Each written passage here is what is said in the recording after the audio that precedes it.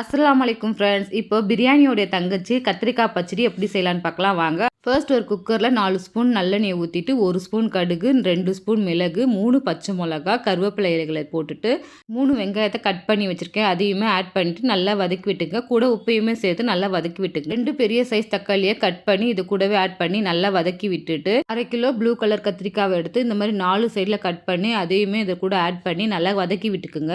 இப்போ காரத்துக்காக 2 ஸ்பூன் மிளகாய் தூள், 1/2 ஸ்பூன் மஞ்சள் தூள், 1 ஸ்பூன் தனியாத்தூள் இதெல்லாமே ஆட் பண்ணி நல்லா வதக்கி விட்டுட்டு குட்டி லெமன் சைஸ் அளவுக்கு புளியை எடுத்து நல்லா கரைச்சி வச்சுருக்கேன். அந்த தண்ணியுமே ஆட் பண்ணிவிட்டு இப்போ தேவையான அளவுக்கு தண்ணி ஊற்ற வேண்டியதான். ரொம்பவுமே தண்ணி ஊற்ற வேணாம். ஒரு மாதிரி திக்னஸாக இருந்தாலே போதும். ஒரே ஒரு விசில் கொடுத்து நீங்கள் குக்கரில் இறக்க வேண்டியது தான். கத்திரிக்காய் வேகிறதுக்கு ஒரே ஒரு விசில் மட்டும் போதும். இப்போ கடைசியாக பார்த்தீங்கன்னா எல்லாம் முடிஞ்சதுக்கப்புறம் 1 ஸ்பூன் வெள்ளையல், 1 ஸ்பூன் வெந்தயத்தை வறுத்து பொடி பண்ணி இதில் ஆட் பண்ண வேண்டியது தான். சூப்பரான கத்திரிக்காய் பச்சடி ரெடி. நெக்ஸ்ட் வீடியோவில் பார்க்கலாம். பாய்.